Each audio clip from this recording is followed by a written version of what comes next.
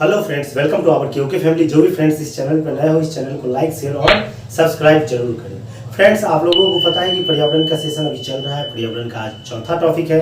Friends, आप लोग के लिए आज का टॉपिक लेके आए हैं ग्लोबल वार्मिंग, जिसे हम लोग हरित गृह प्रभाव भी कहा जाता है या वैश्विक तापमान भी इसको कहते हैं। फ्रेंड्स उससे पहले आप लोग को बता दूँ फ्रेंड्स, आज का जो टॉपिक लेके आया हूँ मैं, वो इस तरीके से डिजाइन किया गया है जो आपके हर एक एग्जाम के लिए बहुत ही ज़्यादा इम्पोर्टेंट है और आपके हर एक एग्जाम में एक ना दो क्वेश्चन उससे रिलेटेड आपको पूछा ही जाता है। फ्रेंड्स चलिए चलते हैं आज के टॉपिक की और ग्लोबल वार्मिंग। फ्रेंड्स चलिए सबसे पहले ग्लोबल वार्मिंग को समझने से पहले सबसे पहले आपको सौर ऊर्जा के बारे में समझना पड़ेगा। फ्रेंड्स सौर ऊर्जा किसको कहते हैं? पृथ्वी पर ऊर्जा विद्युत चुंबकीय विकिरण द्वारा जो पहुंचती है उसी को हम क्या कहते हैं? सौर ऊर्जा कहते हैं। जो पृथ्वी पर ऊर्जा पहुंचती है सन के द्वारा, वो विद्युत चुंबकीय विकिरण के द्वारा जो पहुंचती है उसी को हम सौर ऊर्जा कहते हैं। फ्रेंड्स सौर ऊर्जा में तीन तरीके के सौर ऊर्जा उससे उत्पन्न ऊष्मा उत्पन्न होती है। ये कौन कौन होती है? एक परावैंगनिक किरण होती है, एक दृष्टिगोचर होता है और एक अवरक्त किरण होती है। फ्रेंड्स आप लोग को पता होगा कि इससे कितना होता है? सौर ऊर्जा से तीन कह सकते हैं, तीन ऊर्जा उत्पन्न होती है। एक होता है परावैंगनिक किरण होता है, एक दृष्टिगोचर होता है तो और तीसरा अवरक्त किरण होता है। फ्रेंड्स आपको पता होगा कि परावैंगनिक किरण को जो हमारे ऊपर में ओजोन लेयर है वो क्या करते हैं? ओजोन मंडल उसको अवशोषित कर लेता है। परावैंगनिक किरण को उसको पृथ्वी तक आने नहीं देता है। बाकी बचा दो, दृष्टिगोचर और अवरक्त किरण। दृष्टिगोचर अवरक्त किरण पृथ्वी पे इंटर करता है। फ्रेंड्स और इसी के वजह से मतलब दृष्टिगोचर और अवरक्त किरण की वजह से फ्रेंड्स हमारे पृथ्वी क्या होते हैं? गर्म होते हैं। हमारे मतलब धरातल क्या होता है? गर्म होता है। और गर्म होने के बाद जो इससे जो ऊष्मा ऊपर की ओर उठते ही फ्रेंड्स और इसे संवहन, चालन और विकिरण के द्वारा फ्रेंड्स हमारा वायुमंडल इसके द्वारा गर्म होता है। फ्रेंड्स कोई दिक्कत समझने में? फ्रेंड्स फिर से समझिएगा। सौर ऊर्जा से तीन ऊर्जा उत्पन्न हुआ, एक परावैंगनिक किरण, दूसरा दृष्टिगोचर, तीसरा अवरक्त किरण। अब आपको बता देते हैं परावैंगनिक किरण को कौन अवशोषित कर लिया? ओजोन लेयर अवशोषित कर लिया। बचा दो किरण जैसे में कह सकते हैं क्या क्या चीज? दृष्टिगोचर और अवरक्त किरण को पृथ्वी में इंटर होने दिया, जिसके वजह से हम लोग का धरातल क्या होता है? गर्म होता है। गर्म होने का मतलब इस पे धरातल हम लोग का गर्म होता है। गर्म होने के बाद ये क्या करता है? ऊष्मा का फिर से वापस की ओर रिटर्न करता है, तो वो संवहन, चालन और विकिरण के द्वारा हम लोग का जो वायुमंडल होता है वो भी उसके माध्यम से क्या होता है? गर्म हो जाता है। फ्रेंड्स अब इस टॉपिक को समझने में आपको कोई दिक्कत नहीं होगी। बहुत ही आसान तरीके से आप लोग क्या करोगे? समझ जाओगे। फ्रेंड्स चलिए फ्रेंड्स चलते हैं। देखिए आज क्या है, देखिए इस तरीके से इसको डिजाइन किया गया। आप देख सकते हैं तात्पर्य बताया गया, इसके कारण क्या है ग्लोबल वार्मिंग के, फिर उसके बाद प्रभाव इसके क्या क्या है, फिर उपाय क्या क्या है, इसके बारे में सब कुछ बताया गया है। आप अगर सोच सकते हैं इसको मेंस के टॉपिक पे भी आप अपना टॉपिक बना के लिख सकते हो। फ्रेंड्स इस तरीके से डिजाइन किया गया है। फ्रेंड्स अगर आपको बता दें ग्लोबल वार्मिंग को अगर लैंग्वेज के अनुसार आप उसको सब बताना चाहेंगे, अपने भाषा में कहना चाहते हैं या किताबी लैंग्वेज आप ले सकते हैं, तो थोड़ा सा एक लैंग्वेज देखिए क्या लिखा हुआ है। सामान्य अर्थों में ग्लोबल वार्मिंग से तात्पर्य पृथ्वी की औसतन तापमान होती है। पृथ्वी का जो तापमान बढ़ता है, जो उसका एवरेज होता है, उसी को हम क्या कहते हैं फ्रेंड्स? ग्लोबल वार्मिंग कहते हैं। फ्रेंड्स आपको बता दें पृथ्वी का औसतन तापमान कितना है? 14 डिग्री सेल्सियस होता है। फ्रेंड्स पृथ्वी का औसत तापमान अगर कहीं भी क्वेश्चन बार बार पूछा गया है पृथ्वी का औसतन तापमान कितना है, तो आप लोग को जवाब देना है 14 डिग्री सेल्सियस पृथ्वी का औसतन तापमान है। फ्रेंड्स उसके बाद बताते हैं 1824 ईस्वी में जोसेफ फोरियर ने ये प्रथम बार ग्रीन हाउस गैस की संकल्पना दी थी। फ्रेंड्स ग्लोबल वार्मिंग बोलिए या ग्रीन हाउस गैस बोलिए, उसी से रिलेटेड होता है। फ्रेंड्स ग्रीन हाउस गैस आगे देखिए, आगे चल के हम लोग समझेंगे इसको ग्रीन हाउस गैस क्या है। सबसे पहले समझिए कि ये जोसेफ फोरियर नामक साइंटिस्ट ने प्रथम बार ग्रीन हाउस गैस की संकल्पना दी थी और ये क्वेश्चन पूछा गया है यूपी पीसीएस में, आईएएस के एक एग्जाम में पूछा गया है, बीपीएससी में भी पूछा गया है कि ग्रीन हाउस गैस की संकल्पना किसने दी। तो आप लोग को बताना है फ्रेंड्स ग्रीन हाउस गैस की संकल्पना जोसेफ फोरियर ने दिया था। पूछेगा क्या फ्रेंड्स? ग्रीन हाउस गैसेस की संकल्पना किसने दी? जोसेफ फोरियर ने दिया। फ्रेंड्स अब हम लोग समझने की कोशिश करेंगे ग्रीन हाउस गैस की। ग्रीन हाउस गैस क्या है? तो एक लैंग्वेज के अनुसार ग्रीन हाउस गैस को इस तरीके से समझा जा सकता है। हरित गृह प्रवाह एक प्राकृतिक प्रक्रिया है जिसमें ग्रीन हाउस द्वारा इंफ्रारेड कहने का मतलब अवरक्त किरण जो आया, उसका विकिरण के अवशोषण में वायुमंडल के तापमान में वृद्धि होती है। मतलब जिस तरीके से वायुमंडल में इंफ्रारेड का अवशोषण कर लिया जाता है, उसके वजह से जो वायुमंडल में कह सकते हैं जो तापमान वृद्धि होती है, उसी को हम ग्रीन हाउस इफेक्ट कहा जाता है फ्रेंड्स। एक आपको फिगर के जरिए आपको बताना चाहेंगे फ्रेंड्स। देखिए सन से क्या हुआ, आया सन से ऊर्जा आया, सन से ऊर्जा आया तो सबसे पहले आया परावैंगनी, उसके साथ दृष्टिगोचर, फिर उसके बाद आया अवरक्त किरण। परावैंगनी किरण को तो हमारा ओजोन लेयर क्या किया, उसको अपने और अवशोषित कर लिया, उसको पृथ्वी तक आने ही नहीं दिया। फिर बचा दृष्टिगोचर अवरक्त, ये पृथ्वी पर पहुंचता है। पृथ्वी पर पहुंचने के साथ ये क्या करता है, कुछ ना कुछ अवशोषित कर लेता है धरातल, फिर और उसको क्या करता है, फिर रिफ्लेक्ट करता है। रिफ्लेक्ट करने का मतलब वापस फिर लौटाने का कोशिश करता है। तो बचा हुआ जो इसके बीच में जो कार्बन डाइऑक्साइड वगैरह सब गैसेज वगैरह सब है, वो क्या करता है, इस किरण को, इस ऊर्जा को अवशोषित कर लेता है और बाकी सभी ऊर्जा को, ऊष्मा को क्या करता है, धरातल पे छोड़ देता है। और इसी के वजह से धरातल के एक क्षेत्र में कह सकते हैं कि वहां पे तापमान बढ़ जाती है फ्रेंड्स आपको बता दूं कि ग्रीन हाउस गैस, अब सबसे पहले एक चीज समझिए, तात्पर्य अगर आपको बोला जाएगा ग्लोबल वार्मिंग का लिखने के लिए, तो आप तात्पर्य लिख दीजिएगा कि ग्लोबल वार्मिंग है क्या, औसतन तापमान में वृद्धि को ही ग्लोबल वार्मिंग करते हैं। पृथ्वी का औसतन तापमान को वृद्धि में ही क्या कहते हैं, ग्लोबल वार्मिंग कहा जाता है। औसतन तापमान था कितना फ्रेंड्स, 14 डिग्री सेल्सियस पृथ्वी का औसतन तापमान है फ्रेंड्स। उसके बाद हम लोग ने पढ़ा जाएगा ग्रीन हाउस गैस का संकल्पना किसने दिया, ग्रीन हाउस गैस का जोसेफ फोरियर ने संकल्पना दिया था फ्रेंड्स। फिर उसके बाद ग्रीन हाउस इफेक्ट क्या है, अभी हम लोग ने जाना कि वो मतलब कह सकते हैं प्राकृतिक प्रक्रिया है। तो ग्रीन हाउस प्रभाव एक प्राकृतिक प्रक्रिया है जिसमें ग्रीन हाउस गैस द्वारा इंफ्रारेड विकिरण को अवशोषित कर वायुमंडल के तापमान में वृद्धि कर देता है, उसी को हम क्या कहते हैं, ग्रीन हाउस इफेक्ट कहते हैं। अब फ्रेंड्स बात करते हैं इसके कारण की बात करते हैं। अब ग्रीन हाउस गैस में कौन कौन से कारण है, किस वजह से ये ग्रीन हाउस गैस होता है फ्रेंड्स, आपको एक छोटी सी लैंग्वेज में बता दें कि ग्रीन हाउस गैस का जो होने का कारण क्या है। सबसे बड़ी कारण अगर माना जाता है तो ग्रीन हाउस गैस का कारण है कार्बन डाइऑक्साइड। कार्बन डाइऑक्साइड की वजह से ग्रीन हाउस, हम लोग के पृथ्वी का वायुमंडल का टेम्परेचर क्या होता है, बढ़ता है। वैसे ग्रीन हाउस गैस में और सारी गैसेज क्या है इसमें इन्वॉल्व है। तो कौन कौन सा गैस इन्वॉल्व है, उससे पहले फ्रेंड्स सबसे ज्यादा मात्रा में जलवाष्प की वजह से भी ग्रीन हाउस पृथ्वी का टेम्परेचर बढ़ता है। और CO2 कहते हैं कार्बन डाइऑक्साइड, मीथेन का भी अपना ही योगदान है ग्रीन हाउस गैस पृथ्वी के टेम्परेचर को बढ़ाने के लिए। CFC क्लोरोफ्लोरोकार्बन का भी एक अपना योगदान है फ्रेंड्स, इस गैस का भी योगदान है ग्रीन हाउस गैस में वृद्धि के लिए। फिर O3 कहे तो ओजोन का भी एक अपना, ओजोन गैस का भी एक अपना क्या है कह सकते हैं ग्रीन हाउस गैस में वृद्धि का एक कारण है फ्रेंड्स। उसके बाद N2O नाइट्रस ऑक्साइड इसको कहा जाता है फ्रेंड्स, ये भी एक ग्रीन हाउस गैस को वृद्धि में एक बहुत बड़ा योगदान है फ्रेंड्स। इसी से रिलेटेड थोड़ी सी बात बताते हैं।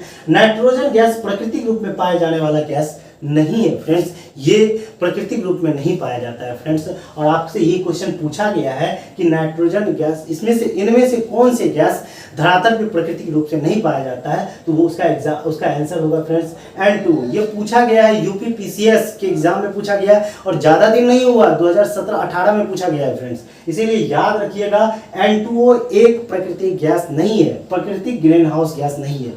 पूछा जाएगा, फिर से सुनिएगा ध्यान से फ्रेंड्स। ग्रीन हाउस गैस में कौन कौन आ जाएगा, सबसे पहले तो जलवाष्प आ जाएगा, कार्बन डाइऑक्साइड आ जाएगा, मीथेन आ जाएगा, क्लोरोफ्लोरोकार्बन आ जाएगा, ओजोन गैस आ जाएगा और लास्ट में नाइट्रोजन ऑक्साइड गैस आ जाएगा फ्रेंड, नाइट्रस ऑक्साइड उसको कहते हैं फ्रेंड्स। और आपको बता दें कुछ कारण की वजह से, अब मान लीजिए अब इसमें पूछ दिया जाता है कि प्रथम उत्पादन में मतलब ग्रीन हाउस गैस को बढ़ावा देने का काम कौन करता है, कह सकते हैं प्रथम स्थान पे चीन है जो कि 30% अपना स्थान लिए हुए हैं। 30% उस ग्रीन हाउस गैस का मतलब कह सकते हैं उत्पादन करते हैं उसके फैक्ट्रियों के द्वारा, बहुत सारे ऐसे हैं। और फ्रेंड्स दूसरे स्थान पे हम कह सकते हैं USA 15% के साथ अपना स्थान बनाया हुआ दूसरा, और भारत अपना तीसरे स्थान पे जो कि 7% ग्रीन हाउस गैस को बढ़ावा दे, 7% ग्रीन हाउस गैस यहाँ से उत्पन्न होता है फ्रेंड्स। और उसके बाद 9% की बात करते हैं यूरोपीय संघ में जितने भी कंट्री आ जाते हैं सब मिला के 9% गैस ग्रीन हाउस गैस का उत्सर्जन करता है फ्रेंड्स। हम लोग ने क्या क्या जाना, ग्लोबल वार्मिंग से क्या तात्पर्य है उसको जाना, फिर इसके कारण क्या है उसको जाना। याद रखिएगा फ्रेंड्स, कारण में ग्रीन हाउस गैस के कारण क्या क्या है, ये है जलवाष्प है, carbon dioxide, methane, chlorofluorocarbon, ozone gas और N2O मतलब नाइट्रस ऑक्साइड है। और नाइट्रस ऑक्साइड प्राकृतिक गैस नहीं है, प्राकृतिक ग्रीन हाउस गैस नहीं है फ्रेंड्स। अब बात करते हैं प्रभाव। फ्रेंड्स बात करते हैं प्रभाव क्या होता है ना फ्रेंड्स, कि अब ग्रीन हाउस गैस की वजह से पृथ्वी पे क्या प्रभाव पड़ेगा, मानव के जीवन पे क्या प्रभाव पड़ेगा, इसके बारे में हम लोग बहुत डिटेल से जानते हैं। फ्रेंड्स सबसे पहली बात बताइए, जब टेम्परेचर बढ़ेगा तो क्या होगा, ग्लेशियर पिघलेगा तो छोटा छोटा आइलैंड क्या होगा, वो विलीन होते जाएगा, मतलब डूबते चले जाएगा। जिससे क्या होगा, अब जिस देश का मान लीजिए छोटा आइलैंड जिस देश का होगा उस पर भी तो कुछ ना कुछ निवास करते होंगे, वहाँ के क्या होंगे, जो लिविंग बीन होंगे वो खतरे में आ जाएंगे, हर एक जगह वो वहाँ से भागने का कोशिश करेंगे, उसको अपने अनुकूल एनवायरनमेंट नहीं मिलेगा। इसीलिए प्रभाव में एक पृथ्वी पर भी प्रभाव हम देखते हैं और मानव पर भी क्या प्रभाव पड़ता है उसके बारे में हम जानते हैं फ्रेंड्स। अगर आप मेंस में जब लिखोगे तो इसको और अच्छे से डिटेल से लिख सकते हो फ्रेंड्स, अपने लैंग्वेज में भी डाल के इसको थोड़ा बहुत लिख सकते हो। पृथ्वी पर अगर कहा जाए तो इसका प्रभाव क्या पड़ता है, औसत तापमान में वृद्धि, मतलब टेम्परेचर क्या हो जाता है, बढ़ जाता है, पृथ्वी का टेम्परेचर क्या हो जाता है, बढ़ जाता है। फिर दूसरा क्या है इसका पृथ्वी पर प्रभाव, जलवायु परिवर्तन, मतलब जलवायु परिवर्तन हो जाता है तुरंत। फिर उसके बाद कहते हैं ग्लेशियर का पिघलना, भी जस्ट कुछ देर पहले बात किए, ग्लेशियर का पिघलना, ग्लेशियर पिघलने लगता है, छोटे छोटे आइलैंड को अपना उस पर पानी पूरी तरीके से ढक देता है फ्रेंड्स। उसके बाद समुद्र तल से वृद्धि, समुद्र तल में वृद्धि कह सकते हैं, समुद्र तल जब ग्लेशियर पिघलेगा तो समुद्र तल में क्या होगा, वृद्धि होगा फ्रेंड्स। फिर उसके बाद जैव विविधता का ह्रास, अगर जो भी फ्रेंड जैव विविधता वाला टॉपिक नहीं पढ़े वो जाके पीछे क्लास देख सकते हैं। जैव विविधता को बहुत ही अच्छे तरीके से बताया गया है, और ऐसा इस तरीके से डिजाइन किया गया उस जैव विविधता को जो उससे रिलेटेड एक भी क्वेश्चन नहीं छूटेगा फ्रेंड्स, जरूर जाके देखिए फ्रेंड्स। तो याद रखिएगा पृथ्वी पर इसका प्रभाव, ग्रीन हाउस या ग्लोबल वार्मिंग का क्या प्रभाव पड़ता है फ्रेंड्स, औसतन तापमान में वृद्धि, जलवायु परिवर्तन, ग्लेशियर का पिघलना, समुद्र तल में वृद्धि, जैव विविधता का ह्रास होता है। अब फ्रेंड्स मानव के जीवन में भी प्रभाव पड़ता है। क्या होता है मानव पर प्रभाव, रोग बढ़ेगा, भूखमरी आ जाएगी फ्रेंड्स, आवास क्या होगा, आवास कह सकते हैं तो आवास नष्ट हो जाएंगे, कृषि हम लोग का आवास, कृषि नॉर्मल कह सकते हैं, ये सब क्या हो जाएंगे, कम होंगे। फिर उसके बाद कह सकते हैं फ्रेंड्स बाढ़ आ जाएगी, बाढ़ आने के बाद फ्रेंड्स सूखा आ जाएगा। तो ये सब मानव पर पड़ने वाला ग्लोबल वार्मिंग का इफेक्ट है फ्रेंड्स, जिसको कह सकते हैं प्रभाव कह सकते हैं फ्रेंड्स। अब फ्रेंड्स इस ग्लोबल वार्मिंग को संतुलन बनाए रखने के लिए देश में भी, विदेश में भी और अपने देश में भी, मतलब विश्व स्तर पे भी और भारत लेवल पे भी बहुत सारे ऐसे काम किए गए। और आप लोग अगर नहीं पढ़े हैं, पहला वीडियो पर्यावरण में बता दिया गया है विश्व स्तर पे किस तरीके से पर्यावरण को खतरा है, फिर और अपने देश स्तर पे मतलब किस तरीके से संतुलन किया गया पर्यावरण को, फिर हम लोग के देश स्तर पे किस तरीके से पर्यावरण को संतुलन करने के लिए उपाय उठाए गए, कदम उठाए गए हैं, इसके बारे में डिटेल से पहला वीडियो में ही बता दिया गया है पर्यावरण में। जो भी फ्रेंड्स उस वीडियो को नहीं देखे वो फ्रेंड्स पर्यावरण के वीडियो को अवश्य देख ले फ्रेंड्स। चलिए चलते हैं, इसके लिए उपाय कहा जाता है 1972 ईस्वी में स्टॉकहोम सम्मेलन हुआ था जो कि पर्यावरण संरक्षण से रिलेटेड था। क्वेश्चन पूछा भी गया स्टॉकहोम सम्मेलन कब हुआ था, तो बोलना है 1972 ईस्वी में स्टॉकहोम सम्मेलन हुआ था फ्रेंड्स। उसके बाद 1992 ईस्वी में रियो सम्मेलन हुआ था, पृथ्वी सम्मेलन जिसको हम लोग भी कहते हैं, रियो सम्मेलन के नाम से भी जाना जाता है और पृथ्वी सम्मेलन के नाम से जाना जाता है। बहुत ऐसे एग्जाम हुए हैं इस बीच में जिसमें पूछा गया है, रियो नहीं सम्मेलन नहीं देके पृथ्वी सम्मेलन पूछ दिया गया, पृथ्वी सम्मेलन कब हुए थे, तो याद रखना 1992 ईस्वी में पृथ्वी सम्मेलन हुआ था फ्रेंड्स। फिर उसके बाद क्योटो प्रोटोकॉल, मतलब कार्बन क्रेडिट की अवधारणा कह सकते हैं, कार्बन क्रेडिट की अवधारणा को संतुलन बनाने के लिए क्या हुआ गया, क्योटो प्रोटोकॉल हुआ 1997 ईस्वी में।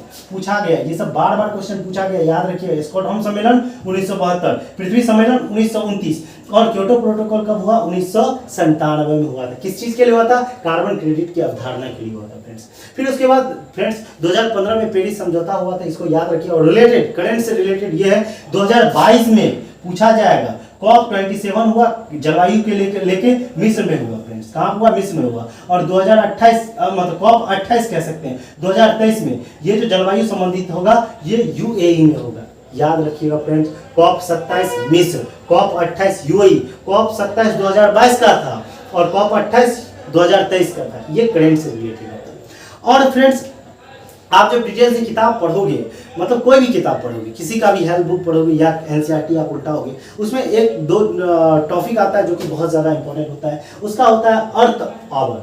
अर्थ आवर है क्या, दूसरा होता है अर्थ आवर शूट डे, दोनों अलग अलग है। अर्थ आवर क्या है, अर्थ आवर सूट डे कब मनाया जाता है फ्रेंड्स आपको बता दें, हर एक साल अर्थ आवर सूट डे जो है ना अलग अलग तारीख को बनाया जाता है। तो वो अब फ्रेंड्स उससे पहले हम लोग अर्थ आवर के बारे में हम लोग जान जाते हैं। अर्थ आवर कहते हैं किसको है, प्रतिवर्ष मार्च महीने के अंतिम शनिवार, कौन से शनिवार, अंतिम शनिवार को WWF द्वारा जलवायु परिवर्तन के संबंध में जागरूकता के उद्देश्य से 8:30 से लेकर 9:30 तक बिजली बंद रखना, सीधी सी बात है, कहा जाएगा फ्रेंड्स अर्थ आवर किसको कहेंगे, तो अर्थ आवर कहना है प्रति वर्ष मार्च महीने के लास्ट शनिवार, अंतिम शनिवार को 8:30 बजे से 9:30 बजे के बीच में बिजली को बंद रखा जाता है, उसी को हम लोग कहते हैं अर्थ आवर डे। पूछा गया है ये भी क्वेश्चन, बहुत सारे एग्जाम में पूछा गया है अर्थ आवर डे क्या है, तो याद रखना है अर्थ आवर डे मार्च महीने के लास्ट सप्ताह के, कह सकते हैं मार्च महीने के अंतिम शनिवार, मार्च महीने के अंतिम शनिवार को 8:30 बजे से 9:30 बजे के बीच बिजली बंद की प्रक्रिया को ही अर्थ आवर डे कहा जाता है। फ्रेंड्स अब बात करते हैं अर्थ आवर सूट डे किसको कहा जाता है। फ्रेंड्स वह दिन जिस दिन पूरे वर्ष का संसाधन उपयोग कर लिया जाता है, मान लीजिए पूरे वर्ष का संसाधन एक ही दिन उपयोग कर लिया जाता है, उसी को हम कहते हैं अर्थ आवर सूट डे। दोनों में कंफ्यूज बिल्कुल नहीं होना है फ्रेंड्स, एक होता है अर्थ आवर, एक होता है earth our suit day. Earth hour में याद रखिएगा मार्च महीने के शनिवार और अंतिम शनिवार, और अर्थ आवर सूट डे में याद रखिएगा कि वह दिन जिसमें पूरे साल का जो संसाधन है एक ही दिन उपयोग कर लिया जाता है, उसे हम कहते हैं अर्थ आवर सूट डे कहा जाता है फ्रेंड्स। और बता देते हैं फ्रेंड्स 2023 में अर्थ आवर सूट डे कब मनाया गया, 25 मार्च को मनाया गया। 2023 में पूछा गया क्वेश्चन, पूछेगा क्वेश्चन आने वाला एग्जाम में, किसी ना किसी एग्जाम में जरूर पूछेगा कि shoot day, earth our suit day 2023 में कब मनाया गया, तो आप लोग को बताना है 25 मार्च को मनाया गया। और इसका थीम क्या था अर्थ आवर सूट डे का, हरे ग्रह में निवेश करें। क्या कह रहा है, इसका थीम था हरे ग्रह में निवेश करना, अर्थ आवर सूट डे का। फ्रेंड्स अभी तक ने हम लोग ने पढ़ा ग्लोबल वार्मिंग से जितना इंपॉर्टेंट, उल्टा के देख लो या कोई भी एग्जाम से रिलेटेड क्वेश्चन उल्टा के देख लो, हमने इंपॉर्टेंट क्वेश्चन को डिस्कस किया है फ्रेंड्स। जो भी इस टॉपिक से रिलेटेड इंपॉर्टेंट क्वेश्चन आएंगे फ्रेंड्स, वो इस टॉपिक से बाहर बिल्कुल नहीं आएंगे। जो भी फ्रेंड्स इस टॉपिक को पूरी अच्छे ढंग से 1 से 2 बार देख लिए फ्रेंड्स, उसका ग्लोबल वार्मिंग से छूटने वाला नहीं है फ्रेंड्स। अगर आपको बता दें, इससे पिछले क्लास में भी जितना भी हम लोग पढ़ा, पर्यावरण पढ़ लिए, परिस्थिति पढ़ लिए, उसके बाद फिर जैव विविधता पढ़ लिए, 3 टॉपिक ऑलरेडी पढ़ लिया गया फ्रेंड्स। अगर आप उसको बारीकी से अगर देख लोगे, 1 से 2 बार देख लोगे, आई होप कि पर्यावरण से रिलेटेड कोई भी क्वेश्चन आपसे छूटने वाला नहीं फ्रेंड्स। सिर्फ हम वही क्वेश्चन को लेते हैं जो आपके एग्जाम दृष्टि से बहुत ज्यादा इंपॉर्टेंट है फ्रेंड्स। चलिए फ्रेंड्स चलते हैं आज के इंपॉर्टेंट क्वेश्चन की ओर चलते हैं, जो कि ग्लोबल वार्मिंग से रिलेटेड इंपॉर्टेंट क्वेश्चन है फ्रेंड्स। चलते हैं, पहला क्वेश्चन देखिए क्या लिखा हुआ है, ग्रीन हाउस गैस के घटक कौन कौन से हैं। तो याद रखिए ग्रीन हाउस के गैस के घटक हैं जलवाष्प, कार्बन डाइऑक्साइड, मीथेन, क्लोरोफ्लोरोकार्बन और ओजोन गैस और N2O मतलब नाइट्रस ऑक्साइड है फ्रेंड्स। ये क्वेश्चन पूछा गया है, एक बार नहीं तीन घटना चक्र जब उल्टा के देखोगे, बीपीएससी में पूछा गया है, यूपीपीसीएस में पूछा गया और एक आईएएस में पूछा गया है फ्रेंड्स। जब क्या कहा, ग्रीन हाउस गैस के घटक कौन कौन से हैं, याद रखिएगा ये इतना कौन कौन, फिर से एक बार देख लीजिए ग्रीन हाउस गैस के घटक जलवाष्प, carbon dioxide, methane, chlorofluorocarbon, ozone gas और नाइट्रस ऑक्साइड है फ्रेंड्स। दूसरा क्वेश्चन है फ्रेंड्स, प्राकृतिक रूप से वायुमंडल में नहीं पाई जाने वाली गैस, नहीं पाई जाने वाली ग्रीन हाउस गैस प्राकृतिक रूप से, ये भी क्वेश्चन पूछा गया है, प्राकृतिक रूप से वायुमंडल में वह कौन सी ग्रीन हाउस गैस है जो कि प्राकृतिक रूप से नहीं पाई जाती है। याद रखिएगा N2O नाइट्रस ऑक्साइड प्राकृतिक रूप से नहीं पाई जाती है फ्रेंड्स। तीसरा क्वेश्चन है, धान की खेत में उत्सर्जित होता है कौन सा हरित गैस, मतलब ग्रीन हाउस गैस उत्सर्जित होता है धान की खेत में, तो वो मीथेन गैस धान की खेत में उत्सर्जित होता है। और जो जब जानवर जुगाली वगैरह सब करता है उससे जो उत्पन्न गैस होता है वो भी मीथेन गैस उत्पन्न होता है फ्रेंड्स। उसके बाद फ्रेंड्स चौथा देखिए, चौथा क्वेश्चन कौन सा है, कौन सा गैस ग्लोबल वार्मिंग के लिए सबसे ज्यादा जिम्मेदार है। बहुत बार क्वेश्चन पूछा है फ्रेंड्स कि ऐसा कौन सा गैस है जो जलवायु परिवर्तन में या कह सकते हैं ग्लोबल वार्मिंग के लिए सबसे ज्यादा जिम्मेदार है। तो याद रखिएगा कार्बन डाइऑक्साइड CO2 सबसे ज्यादा जिम्मेदार है। अगला क्वेश्चन है फ्रेंड्स, कितने प्रतिशत वायुमंडल में कार्बन का सांद्रता होनी चाहिए? कितने प्रतिशत कार्बन का सांद्रता वायुमंडल में होनी चाहिए? ना उससे अधिक होनी चाहिए, ना उससे कम होनी चाहिए। कितना होना चाहिए? 0.03% कार्बन डाइऑक्साइड की सांद्रता वायुमंडल में होनी चाहिए।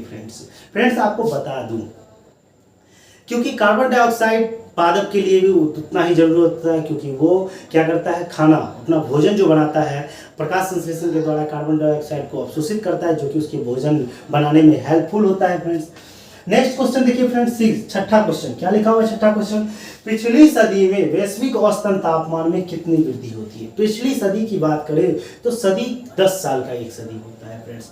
तो कह रहा है पिछली सदी में वैश्विक औसतन तापमान में कितनी वृद्धि हुई? तो पिछली सदी से अभी के तापमान में कह रहा है तो 1.8 डिग्री फ़ारेनहाइट की वृद्धि हुई। नेक्स्ट क्वेश्चन देखते हैं फ्रेंड्स, ग्रीन हाउस प्रभाव के अभाव में भू सतह का औसतन तापमान होगा। अगर ग्रीन हाउस गैस नहीं होगा तो उस भू सतह का औसतन तापमान कितना हो जाएगा फ्रेंड्स? तो याद रखिएगा, या तो 0 डिग्री फ़ारेनहाइट होगा या -18 डिग्री सेल्सियस में ये वहां का भू सतह का औसतन तापमान होगा फ्रेंड्स। नेक्स्ट क्वेश्चन है फ्रेंड्स, किस देश को कार्बन निगेटिव देश के रूप में जाना जाता है? तो कार्बन निगेटिव देश को एक ही देश है, उसका नाम है भूटान, जिसको कार्बन निगेटिव देश के रूप में जाना जाता है। इसने अपना लक्ष्य 2050 तक कार्बन न्यूट्रल में कर लिया। कार्बन न्यूट्रल होने का ये 2050 तक लक्ष्य रखा है फ्रेंड्स। उसके बाद फ्रेंड्स नेक्स्ट क्वेश्चन क्या है, भारत कब तक नेट जीरो का लक्ष्य रखा है?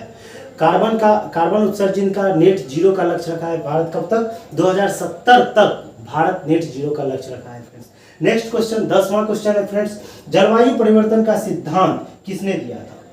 ये क्वेश्चन पूछा गया है, 2-3 एग्जाम में पूछा गया, जलवायु परिवर्तन का सिद्धांत किसने दिया था? याद रखिएगा, मिलुटिन मिलानकोविच जलवायु परिवर्तन का सिद्धांत दिया हुआ था। याद रखिएगा फ्रेंड्स, इसको 1-2 बार जरूर आप देख लीजिएगा। ब्लू कार्बन क्या है? तो याद रखिएगा, ब्लू कार्बन क्या है? महासागरों और तटीय पारिस्थितिकी तंत्र द्वारा प्रग्रहित कार्बन, मतलब जो यूज में लाया गया कार्बन होता है, उसी को हम लोग क्या कहते हैं? ब्लू कार्बन कहा जाता है। उसको क्या कहते हैं फ्रेंड्स? ब्लू कार्बन कहा जाता है। आई होप कि फ्रेंड्स ये वीडियो आपको बहुत ही अच्छा लगा होगा फ्रेंड्स। और एक चीज़ जरूर कहेंगे, इस वीडियो को इस तरीके से डिजाइन किया गया है कि आपको कोई भी एग्जाम क्यों ना हो, मैं आपके पास वही टॉपिक लेके आता हूं जो एग्जाम बेसिस पे पूछा जाता है फ्रेंड्स।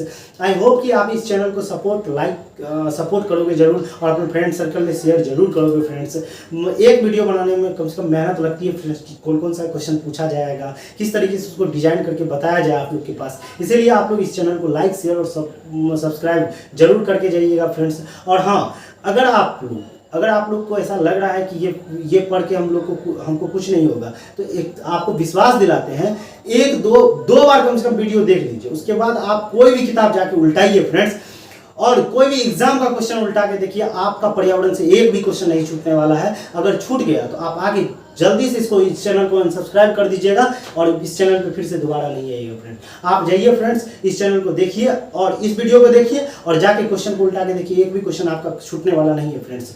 अगर फ्रेंड्स आप लोग को अगर अच्छा लगा होगा तो इस वीडियो को आप लोग लाइक करेंगे, सपोर्ट करेंगे फ्रेंड के साथ। जय हिंद, जय भारत फ्रेंड्स।